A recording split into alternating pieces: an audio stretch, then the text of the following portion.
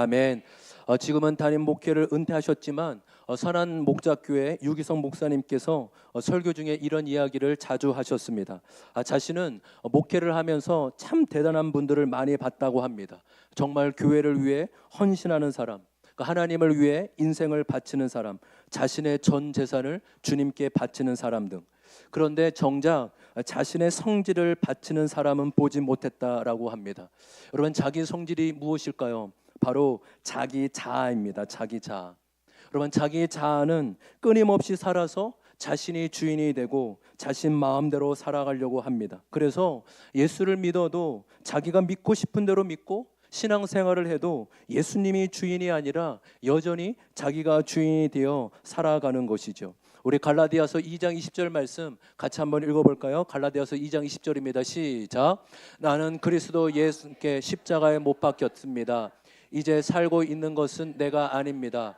그리스도께서 내 안에 살고 계십니다. 내가 지금 육신 안에서 살고 있는 삶은 나를 사랑하셔서 나를 위하여 자기 몸을 내어주신 하나님의 아들을 믿는 믿음 안에서 살아가는 것입니다. 아멘. 여러분, 이 말씀은 기독교의 신앙이 무엇인지 우리에게 보여주고 있습니다. 우리의 자아는 날마다 죽어지고 내 안에 그리스도 예수가 사는 것임을 말씀하고 있죠. 다시 말해, 말씀 앞에 나를 부인하고 내 마음대로가 아니라 말씀을 따라 살아가는 것을 의미하고 있는 것입니다. 여러분, 그렇기에 이 말씀 묵상, 말씀을 읽고 말씀 통독, 말씀 묵상 이런 것들은 어떤 프로그램이나 훈련이 아닙니다. 여러분, 말씀 묵상은 하나님을 믿는 백성들의 삶의 방식이고 삶의 가정임을 믿습니다. 그러니까 우리가 날마다 밥을 먹어야 살 수 있듯이 우리의 영혼은, 하나님의 백성된 우리의 영혼은 말씀을 먹어야지만 살아갈 수 있는 것이죠. 오늘과 다음 주는 그래서 왜 구속사인가, 왜 구속사적 해석인가 말씀을 나누고자 합니다. 여러분, 2년 반 전에 하나님께서 제자들 교회를 통해 분립개척하여 우리 교회를 세워주셨습니다. 그래서 어떤 목회, 어떤 교회를 만들면 좋을까 하나님께 묻고 기도하였을 때 우리들 교회 또 큐티 목회 세미나를 만나게 해주셨습니다. 물론 2022년에 처음이 아니라 2014년에 이제 1회 목회당 세미나를 제가 필리핀에서 목회할 때 그 소식을 듣고 비행기를 타고 와서 그 세미나에 참석했습니다. 제가 그곳에서 받은 것은 이게 진정한 목회다, 이것이 진정한 신앙생활이다, 이런 마음이 들었지만 저 자신과 교회에 접목하는 게 엄두가 나지 않았습니다. 그렇지만 늘 주목하고 관심을 갖고 있었는데 하나님께서 이 개척 초기에 다시금 그 마음을 주셔서 쉽지는 않지만 그래도 확신을 가지고 그 길을 가려고 하고 있습니다. 여러분, 큐티 목회의 핵심은, 말씀 목회의 핵심은 구속사에 있습니다. 여러분, 구속사란 다른 게 아니라 언제나 하나님의 구원의 가치를 최고의 가치로 두고 바라본다는 것입니다. 그러니까 우리가 하나님의 백성이라면 나에게 일어나는 모든 일을 구원의 관점으로 해석하고 구원을 이루기 위한 하나님의 섭리임을 인정해 나가는 것입니다. 여러분, 구속사 개념 어렵지 않으시죠? 다시 한번요. 구속사 한번 넘겨줄까요? 화면이요. 구속사란 하나님의 구원의 가치를, 하나님의 구원을 우리의 인생의 최고의 가치로 두는 거예요. 그러니까 우리의 인생의 성공, 행복, 내 명예가 최고의 가치가 아니라 내가 그것을 위해 살아가겠습니다가 아니라 하나님이 이루신 구원에 우리가 참여하고 동참하는 그것이 바로 구속사라는 것이죠. 그래서 나에게 일어나는 모든 일을 구원의 관점으로 바라보는 것입니다. 여러분, 저와 여러분은 하나님의 뜻과 구원보다 나의 행복과 성공, 내 뜻을 더 중요하게 여기게 됩니다. 우리는 예수님의 팔복보다 세상의 기복을 좋아하고 쫓아가기 쉬운 존재입니다. 그래서 이 구원의 가치가 얼마나 크고 놀라운지 잘 몰라요.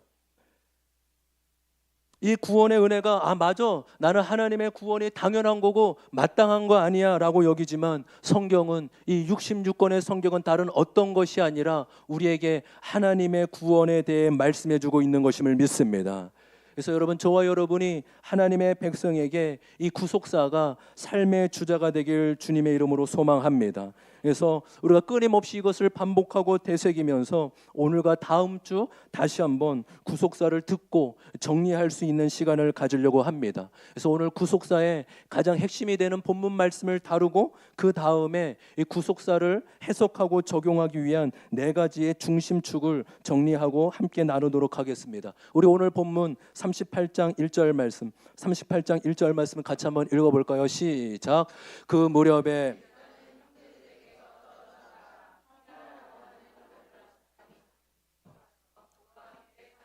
아멘. 여러분, 제가 이제 어제 저녁부터요, 이 귀가 잘 안 들려요. 그래서 전에는 한쪽만 안 들렸는데 지금 두 쪽 다 멍멍해가지고 계속, 그래서 제가 오늘 찬양할 때도 음이 맞나 틀린다도 들리지가 않아가지고 잘 모릅니다. 그래서 말씀 읽을 때도 저도 계속 막 버벅대고 이렇게 흔드는 게 귀가 잘 안 들려서 제가 이번 주에 휴가 갔다 왔는데 많이 안 놀고 왔거든요. 잘 쉬고 왔는데 체력이 딸린 건지 왜 그런지 모르겠지만 귀가 잘 안 들리면서 좀 기도하는 마음으로, 여러분들이 좀 저를 위해 기도하는 마음으로 말씀을 같이 들어주시면 감사하겠습니다. 여러분, 이 1절에 그 무렵으로 시작하죠. 여러분, 이 38장 1절에 나타난 이 그 무렵이란 언제쯤일까요? 37장에 보면 이런 사건이 나옵니다. 이 야곱의 12아들 중 11번째 아들인 요셉이 너무 아버지의 사랑만 받으니까 11형제들이 어떻게 합니까? 이 막내인 베냐민을 제외하고 10명의 형제들이 서로 모의해서 구덩이에 요셉을 빠뜨리고 심지어는 죽이려고 했습니다. 그러나 그렇게까지는 하지 않고 애굽의 종으로 팔아넘기는 일을 일어나죠. 아마 이후에요, 아마 유다는 형제들로부터 굉장히 상실감이 컸는지 이게 무슨 가족이야, 이게 무슨 형제야, 물론 자신도 가담하긴 하였지만 마음에 큰 상처를 받고 힘이 들었는지 형제를 떠납니다. 그래서 여러분의 1절에 나타난 형제들에게서 떨어져 나가, 이 떨어져 나가라는 이 단어가요, 이 구속사적으로 구원사로 보면 하나님을 떠난다라는 의미가 가지고 있습니다. 여러분, 자녀는요, 부모님이 아무리 힘들고 어려워도, 또 때로는 부모님이 무시가 된다 하더라도 떠나는 순간 어려움이 오는 것입니다. 유다는 결국 나랑 맞지 않아, 나랑 우리 가족은 맞지 않아, 나랑 우리 형제들은 맞지 않다라고 하면서 그 가족 공동체를 떠나버렸습니다. 자신의 생각이 옳은 것 같지만 결국은 떠나면 안 됐다는 것이죠. 그런데 여러분, 떨어져 나가는데 1절에 보시면 어디로 갔습니까? 이 바로 아둘람이라는 곳인데, 여기가 어디냐면 이 하나님의 약속의 땅 가나안과 모압 땅 경계에 있는 이방인의 땅이에요. 그 아둘람에 갔는데 거기에서 누구를 만났다고 하죠? 히방인이 아니죠. 이방인 히라입니다. 히라. 우리 한번 따로 이방인 히라. 그리고 2절에 보시면 거기서 이제 가나안 사람 수아라는 사람의 딸을 만나서 그녀와 결혼했다라고 합니다. 이 성경학자들에 의하면 그 당시 가나안 땅은 거부들이 많았는데 이 수아라는 사람 이름의 뜻도 이 거부, 부자 이런 뜻을 가지고 있어서 아마 이 딸은 부잣집 딸이었을 것이다 라고 얘기합니다. 이 유다는 가족도 잃고 재산도 잃고 다 초라한 자신의 모습에 비하면 이 부잣집 딸을 보니 어떻겠어요? 야, 신앙 그거 뭐가 중요해? 믿음 뭐가 중요해? 그래, 내가 부잣집 딸과 결혼해서 내 인생 한번 펴보자, 내 인생 좀 행복하게 살아보자, 아마 그런 마음으로 결혼했던 것 같습니다. 그러나 문제는 무엇입니까? 그가 하나님을 모르는 사람이었습니다. 믿음의 결혼이 아니라 이방 사람과 불신 결혼을 한 것이죠. 그리고 유다가 세 아들을 낳았습니다. 그래서 세 아들의 이름이 에르와 오난과 셀라입니다. 한번 따라해 볼까요? 에르와 오난과 셀라. 첫째 아들이 이 엘이라고도 하죠. 개역개정에 에르가 이 결혼하여 며느리를 데리고 왔는데 며느리가 들어오는데 다말이라는 여인입니다. 한번 우리 6절 말씀 같이 한번 읽어볼까요? 6절입니다. 시작.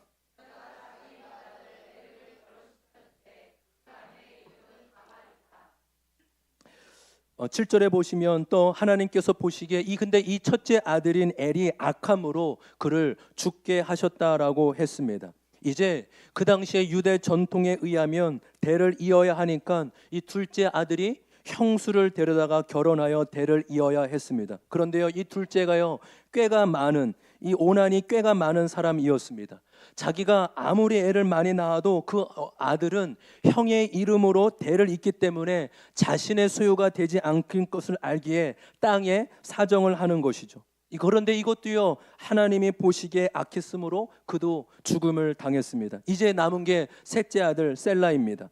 유다는 셀라가 나이가 아직 어리기 때문에 다말 며느리에게 이렇게 얘기합니다. 얘야, 막내가 아직은 어리다. 그래서 너는 친정에 가 있어서 이 셀라가 클 때까지 기다리라 라고 말은 했지만 속마음에는, 성경에 보시면 속마음에는 내가 이 셋째까지도 다말을 통해 잃을까봐, 죽을까봐 내가 멀리 하게 하는 것이죠.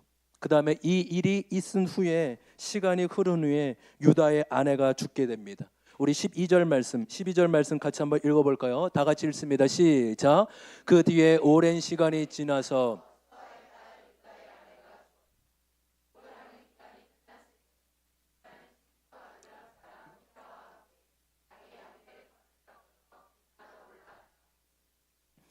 여러분, 이 다말은 이 유다의 가문의 대를 잇기 위해 채혼의 수단을 강구합니다. 그것이 무엇이냐면 유다가 양털을 깎는, 이제 12절에 이제 양털을 깎는, 이 말은 지금으로 말하면 추수감사절, 이 추수절 같은 대축제가 있는 날 다말이 있는 자신이 있는 곳으로 온다는, 그 시아버지가 자신이 있는 곳으로 온다는 얘기를 듣습니다. 그때 다말이 과부의 옷을 벗고요, 너울로 얼굴을 가려서 변장을 하고 창녀로 자신을 치장합니다.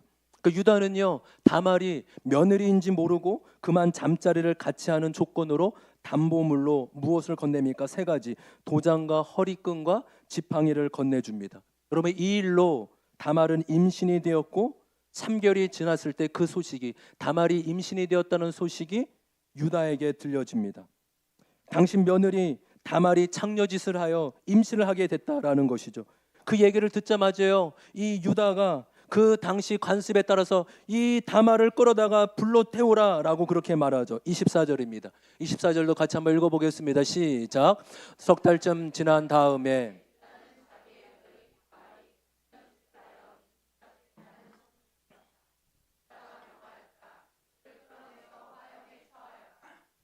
여러분, 이때 다말이 끌려 나오면서 자신이 가지고 있던 이 유다의 도장과 끈과 지팡이를 보여줍니다. 그리고 이렇게 얘기하죠. 나는 이것의 임자의 아기를 가졌다라고 합니다. 여러분, 유다가 이것을 들었을 때 그 며느리 앞에서, 또 수많은 사람들이 다 있는 앞에서 유다가 정말 놀라운 고백을 합니다. 26절 말씀, 오늘 본문에 굉장히 중요한 핵심이 되는 말씀입니다. 26절 말씀 다 같이 한번 읽어보겠습니다. 시작. 유다는 그 물건들을 알아보았다. 나의 아들 셀라를 그 아이와 결혼시켰어야 했는데 하고 말하였다. 유다는 그 뒤로 가서는 그를 가까이 하지 않았다. 아멘. 여러분, 26절, 그 아이가 나보다 옳다. 우리 개역개정으로는 그는 나보다 옳도다라고 말하고 있습니다. 우리 한 명 따라해 볼까요? 그는 나보다 옳도다. 그는 나보다 옳도다. 여러분, 예배를 잘 들어주셔서 너무 감사하고 좋습니다. 이렇게 엉덩이를 편하게 붙이시고 등을 편하게 하고요. 이렇게 마음에 받은 거 쓰셔도 되지만 또 이렇게 저를 잘 봐주셔도 됩니다. 우리 처음 오신 분도 어색하겠지만 괜찮습니다. 그래서 목사님이 거짓말 하는 거 아닌가, 뭐 이상한 말 하는 거 아닌가, 이렇게 귀를 한번 쫑긋 세우시고 저를 잘 봐주시길 바랍니다. 여러분, 그는 나보다 옳도다, 그 아이는 나보다 옳다, 이것이 어떤 의미냐면 그 순간에 유다는 자신의 진정한 모습을 보게 된 것입니다. 자기가 지금까지 어떻게 살아왔는지를 보게 된 것이죠. 자기가 지금까지 어떻게 살아왔기에 지금 이 일이 일어나게 된 것인지 정확하게 보게 되고 인정한 것입니다. 자신은 두 아들이 더 귀했거든요. 자신은 나의 행복이 나의 가족보다, 나의 형제들보다 더 중요했기 때문에 하나님의 허락하신 형제들을 떠났거든요. 또 이방 땅에 가서 믿음의 결혼이 아니라, 그래 내가 인생 믿음이 뭐가 중요해, 부잣집과 그 돈 바라보며 이방인과 결혼을 하며 믿음을 저버렸습니다. 그 시간 동안 구원의 가치도 잃어버리고 믿음의 계보도 다 잃어버렸습니다. 그런데 지금 일어난 이 사건을 통해 지금까지 살아온 자신의 삶의 모습을 들여다보게 되는 순간입니다. 여러분, 저와 여러분은요, 내가 어떻게 살아왔는지 평상시에는 잘 모릅니다. 그래서 내 마음대로 살아놓고, 내가 더 하나님보다 더 내 마음대로 인생을 살아놓고, 또 때로는 내가 더 옳고 의롭다고 여기며 살아갑니다. 마땅히 구원받고 이 자리에 있는 것이 당연하다고 여깁니다. 그런데 하나님의 말씀이 내 안에 들어오면, 하나님의 말씀이 내 삶에 충돌될 때 보게 되는 것이 무엇이냐면, 내가 얼마나 교만하고 하나님 없이 살아겠는지를 보게 된다라는 것입니다. 유다는 지금 비로소 자신이 어떠한 존재인지를 정확히 알게 된 것입니다. 그리고 이렇게 고백하는 것이죠. 그는 나보다 옳도다. 내가 아들을 더 사랑해서 아들을 빼앗기고 싶지 않아 했지. 내가 믿음의 계보보다 내 행복을 더 중요하게 여겼지. 내가 내 행복을 위해서 내 가정을 깨뜨렸지. 내가 하나님보다 내가 더 옳다라고 여겼지. 여러분, 왜 성경이 이렇게 수치스럽고 얘기하기조차 거북한 이 사건을 창세기 38장의 전체를 걸쳐 얘기하고 있을까요? 저도 목회자지만 우리 자녀들과 다음 세대들이 이런 이야기들을, 야, 성경에 이런 얘기가 있어? 며느리가 시아버지와 바람을 폈다고? 동침을 했다고? 여러분, 뉴스에만 나와도 이 부끄럽고 수치스러운 얘기 아니겠습니까? 근데 어떻게, 여러분, 오늘 처음 오신 분들 너무 놀라지 말았으면 좋겠어요. 여러분, 이 성경은 하나님의 책임이요, 인간의 책임입니다.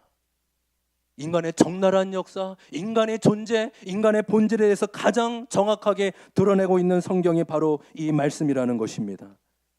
여러분, 왜 이 성경이 이렇게 수치스럽고 이렇게 이야기하기 거북한 이야기를 성경에 담고 있을까요? 바로 구속사 때문인 것입니다. 여러분 잘 들으세요.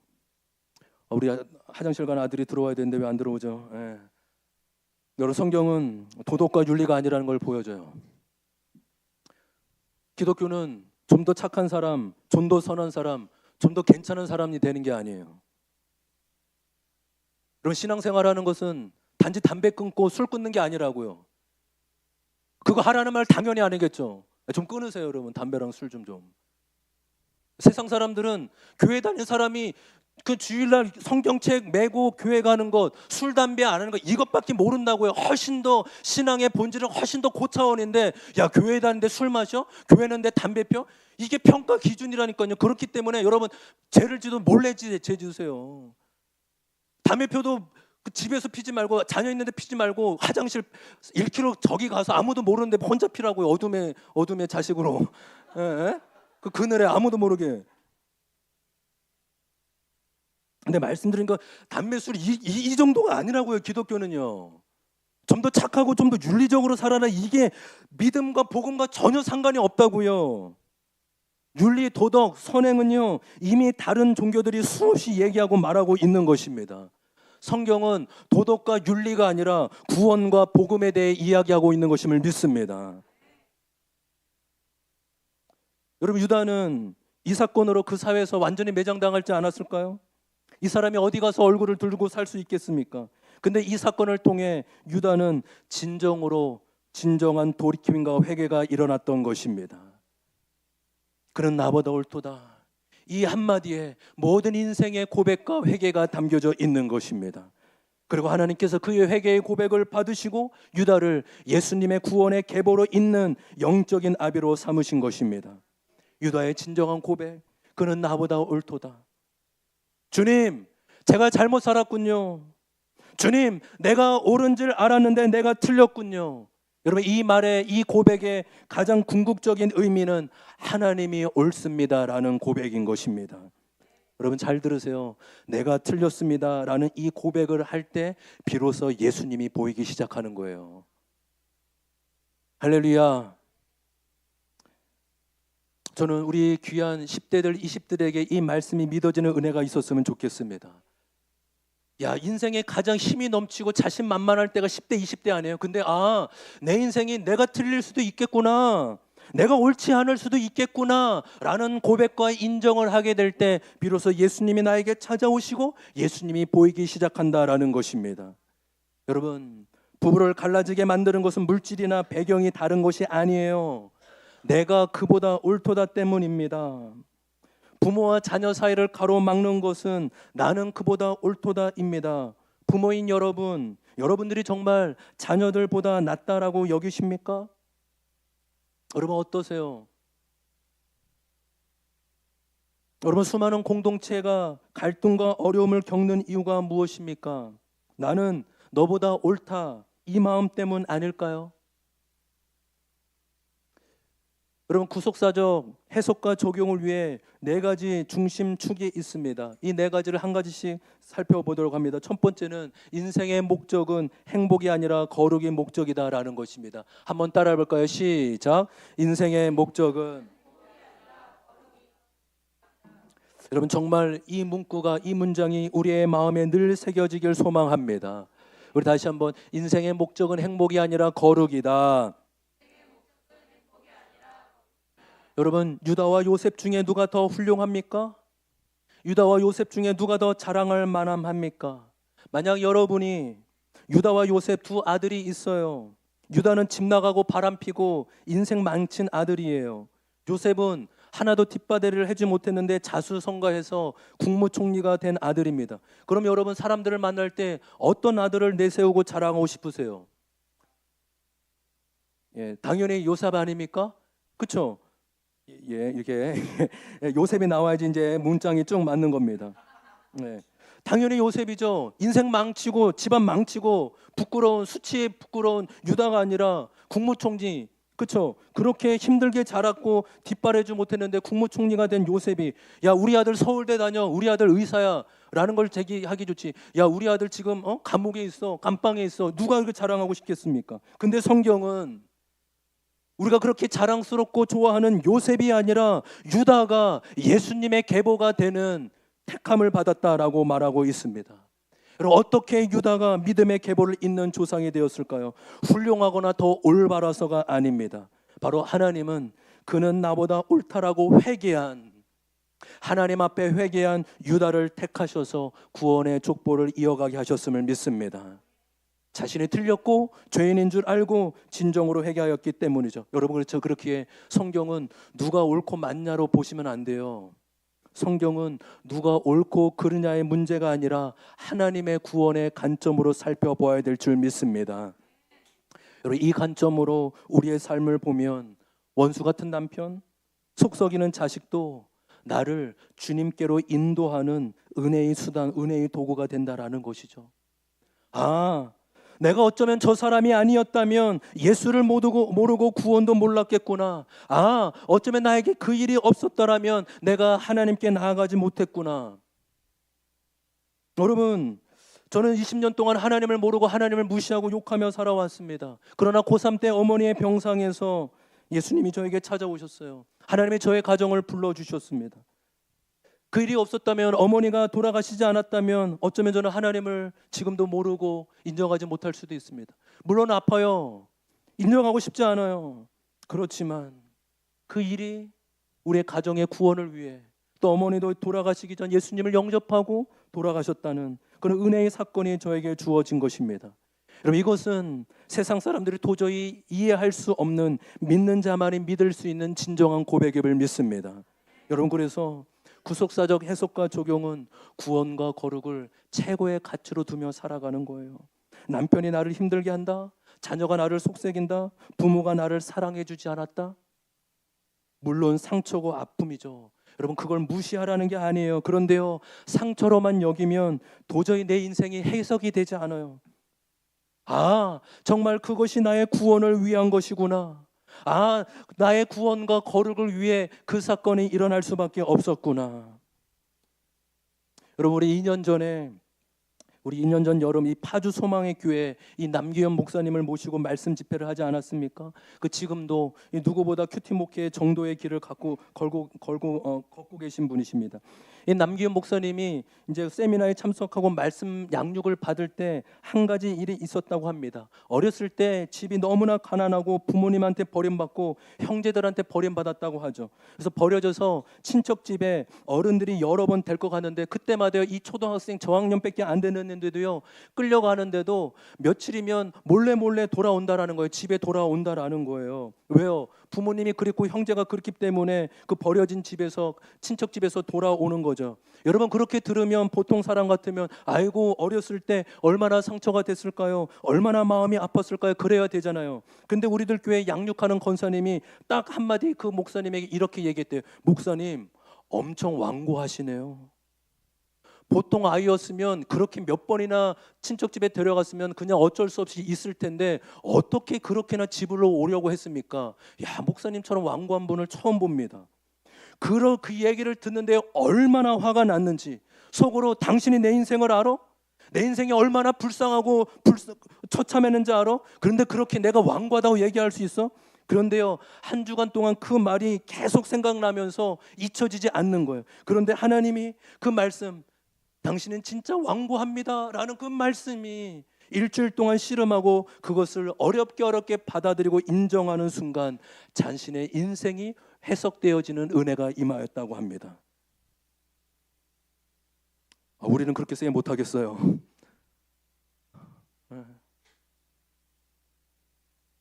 여러분, 부름받은 우리 하나님의 백성의 인생은 행복을 넘어 거룩이 우리의 인생의 목적임을 믿습니다. 우리 적용 질문 같이 한번 읽어볼까요?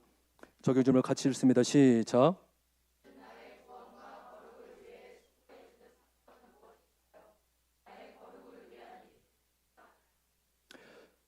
두 번째 축은 거룩을 위해 죄의 깨달음과 죄의 고백이 중요하다입니다. 같이 한번 읽어보겠습니다. 거룩을 위해 시작. 거룩을 위해.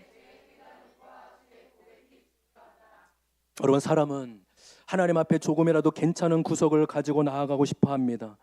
하나님 앞에서조차 자신의 자존심을 세우며 나 스스로 괜찮은 의인이 되고 싶어 합니다. 그래, 내가 그래도 저 사람보다는 낫지, 어떻게 저 사람하고 비교해, 자신의 100% 죄인임을 인정하고 싶지 않은 것이죠. 여러분, 이것은요, 다른 복음과 다를 바가 없는 거예요.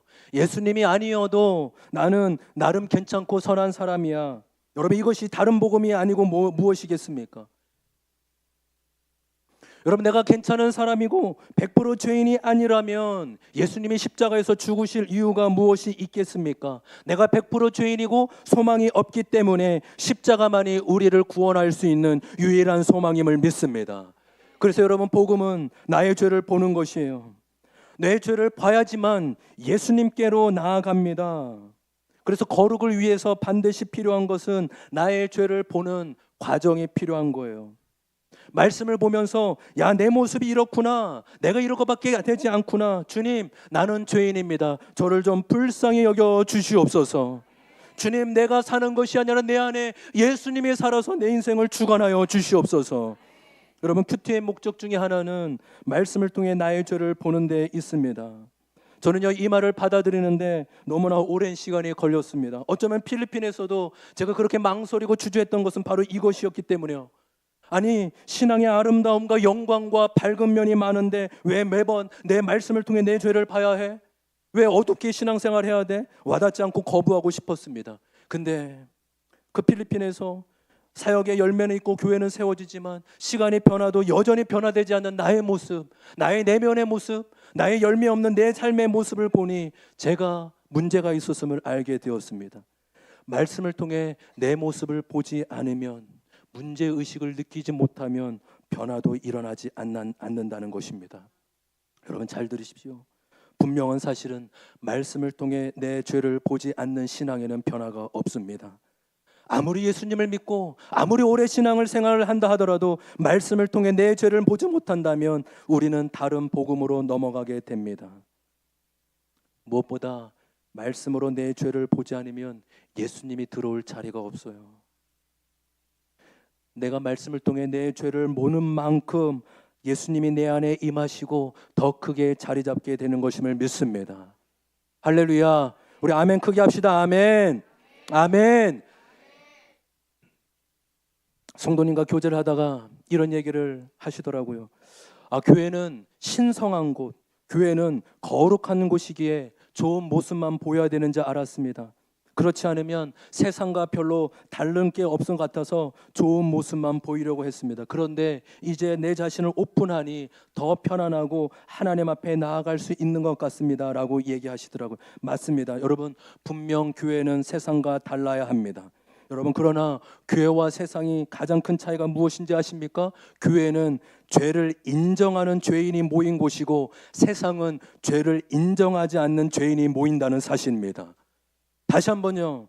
이 말이 아무것도 아닌 것 같지만 교회와 세상이 비슷해 보이지만 가장 큰 차이를 가지고 있는 것입니다. 교회는 죄를 인정하는 죄인들이 모인 곳이고 세상은 죄를 인정하지 않는 죄인들이 모인다는 곳입니다. 여러분, 교회는 세상 사람보다 훨씬 더 거룩하고 좋은 사람만 모이는 데가 아니에요. 여러분, 저와 여러분보다 훨씬 더 깨끗하고 윤리적이고 착하게 사는 사람 세고 많아요. 얼마나 많은데 우리보다 착하고 야, 저 사람 진짜 법 없이 살 사람이야. 그런 사람이 정말 많다고요. 근데 교회는요, 거룩은 거룩한 모습이 있어서가 아니라 죄를 인정하고 회개하기에 거룩한 자가 되어갈 수 있는 것입니다. 할렐루야. 그러기에 죄를 인정하는 것과 인정하지 않는 것이 이렇게 큰 차이가 난다라는 것이에요. 예수님께서도 이 땅에 왜 오셨습니까? 내가 의인을 구하러 온 것이 아니라 죄인을 구하러 오셨다라고 말씀해 주고 계십니다. 자신의 죄를 인정하고 자신이 죄인임을 받아들이는 자에게 주님의 구원이 임할 줄 믿습니다. 여러분, 죄의 깨달음과 동시에요, 죄의 고백도 겸손이고 능력입니다. 여러분, 죄의 고백이 쉽습니까? 자신의 수치와 허물을 말하는 게 쉬울까요? 여러분, 이 유다의 사건을, 오늘 이 시아버지와 이 며느리의 이 사건을 성경에 기록하는 게 쉽겠습니까? 전혀 쉽지 않죠. 어렵죠. 그럼에도 죄 고백을 통해 십자가의 자기 자의 죽음을 경험하는 것입니다. 제 고백을 통해요, 자신이 심판당하고, 여러분, 신앙은 이론이 아니에요. 잘 들으세요. 십자가의 능력은요, 이론이 아니라고요. 내 자아가 실제로 죽음 앞에서 제 고백과 수치와 허물을 고백함으로 내가 이러한 존재밖에 되지 않습니다라는 자기 죽음을 경험하는 것입니다. 그럴 때 실제가 되고 능력이 되는 것임을 믿습니다. 저는 우리 교회가 이제는 그런 얘기 한 번도 안 하시고, 우리 초창기에 얼마나 많이 했어요. 회개를 하나님께만 회개하면 되지 왜 공동체에 회개해요? 이거 얘기 얼마나 많이 했어요. 이제는 그래도 참 우리가 믿음이 들어가고 말씀이 들어간 것 같아요. 이제는 그 얘기 안 하잖아요. 그렇죠? 왜요? 이 제보 고백은 하나님 앞에 고백하지만 우리가 공동체 안에서 나 자신의 자아의 십자가의 죽음을 고백하고 빛 가운데 드러남으로 죄를 이기게 하는 능력이 됨을 믿습니다. 우리 같이 적용 질문 같이 한번 읽어볼까요? 다 같이 읽어보겠습니다. 시작. 지금까지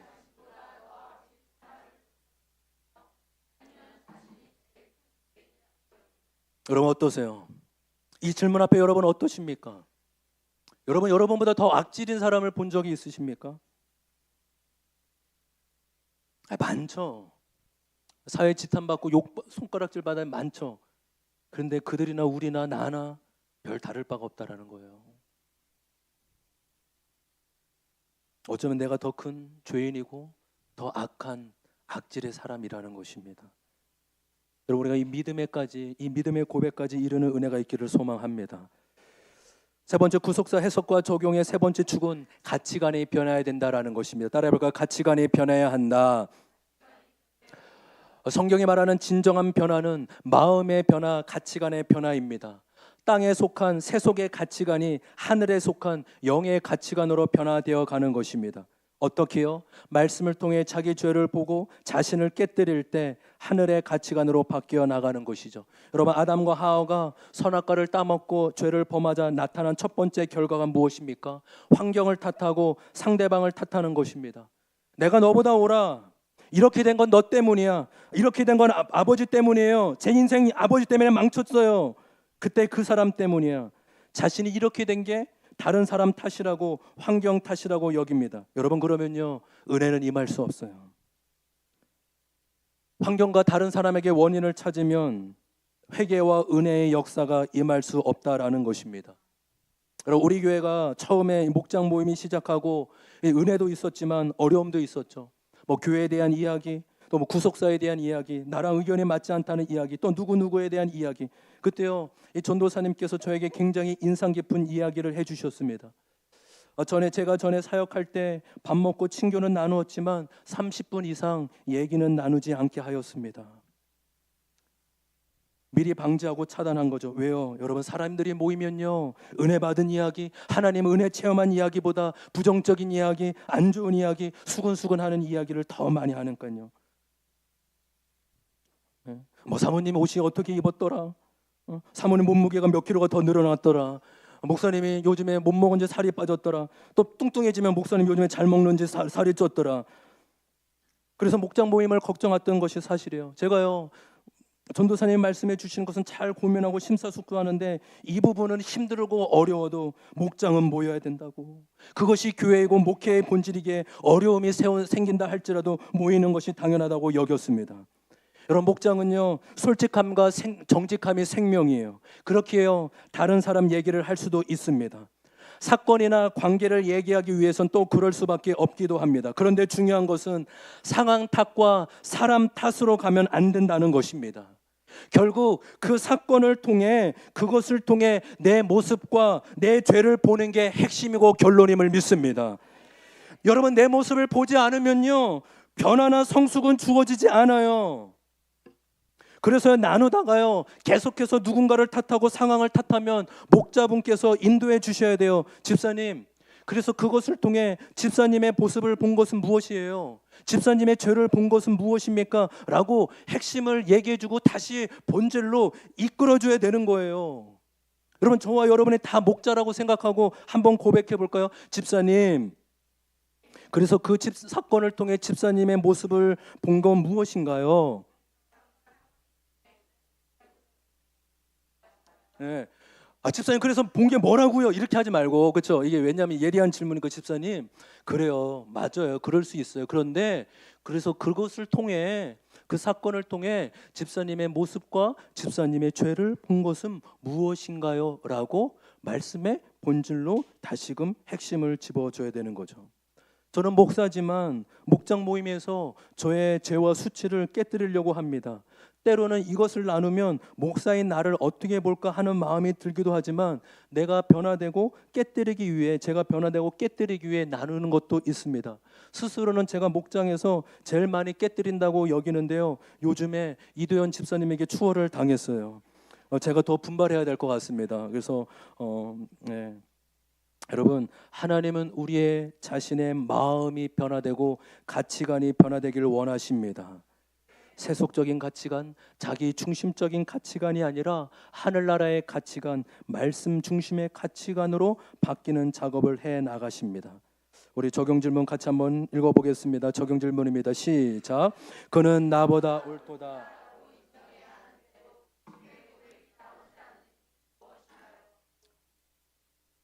여러분, 마지막 네 번째로 구속사적 해석과 적용을 위해 구원이라는 사건이 지금 나에게 일어난다는 사실입니다. 한번 따라해 봅시다. 구원이라는 사건이 지금 나에게 일어난다. 여러분, 구원은 나중에 멀리 있는 게 아니라 오늘 말씀을 믿고 적용함으로 구원이 내 삶에 일어나는 것임을 믿습니다. 우리 교회에 처음 온 분들에게 도전합니다. 여러분, 구원은 처음 말씀을 듣고 사모할 때도 임하게 되는 것임을 믿습니다. 구원은 우리가 마음을 다해 주님을 찾고 의지하면, 구원은 나에게 나중에 멀리 임하는 것이 아니라 오늘 말씀을 듣고 적용할 때 내 삶 가운데 일어난다는 것입니다. 여러분, 우리가 함께 큐티 목회를 하며 말씀 목회를 하면서 가장 큰 유익이 무엇입니까? 신앙이 단지 이론적이고 둥그름적이고 추상적인 게 아니라 현실 속에서 일어나고 있는 것이라는 겁니다. 저와 여러분의 믿음은 월요일 오전 9시 하나님이 저와 여러분을 부르신 그 삶의 자리에서 증명이 되는 거예요. 이 자리에서도 우리의 믿음이 증명이 되지만, 내일 여러분의 9시, 10시 하나님이 부르신 세상 가운데 구원의 사건이 어떻게 임하게 되는지 하나님이 그렇게 우리 가운데 보여주시고 나타내 주신다는 사실입니다. 여러분, 그렇게 해요. 신앙은 간증이 너무 소중하고 중요해요. 말씀과 사건이 지금 내 구원과 거룩에 어떻게 연결되고 연관되어 되었는지를 연결하는 것이죠. 여러분, 그래서 큐티집을 우리가 해설을 읽지만 개인의 간증까지 넣으면서 여러분의 인생을 해석하는 도움을 받는 은혜가 있기를 소망합니다. 여러분, 오늘 말씀을 정리할게요. 여러분, 이 네 가지가 구속사적 해석과 적용의 중심축이에요. 저는 1년에 한 번, 적어도 2년에 한 번은 이 설교를 반복하면서 그래 맞다, 우리가 세속적으로 가려고 하는 가치관, 이 마음을, 맞아, 구속사지, 구원사지, 하나님의 백성에게는 구원의 관점이 가장 큰 가치이지. 여러분, 우리 이 네 가지 사실, 성경은 하나님의 구원이 주제이고 예수 그리스도가 주제임을 믿습니다. 인생의 목적은 행복을 넘어 거룩인 것임을, 바로 우리가 택한 백성이고 하나님의 자녀이기 때문이죠. 그리고 거룩을 위해서는 죄를 깨닫고 회개하는 과정이 필요함을 믿습니다. 그러할 때, 내 죄를 인정하고 고백할 때 나의 가치관은 바뀌게 되고 구원이 지금 내 삶 가운데 일어나고 있음을 경험하게 될 줄 믿습니다. 여러분, 이 구속사 아래에서 저와 여러분의 삶을 해석해 나가며 적용해 나가는 은혜가 있길 주님의 이름으로 소망합니다. 아멘. 우리 다 같이 일어나겠습니다.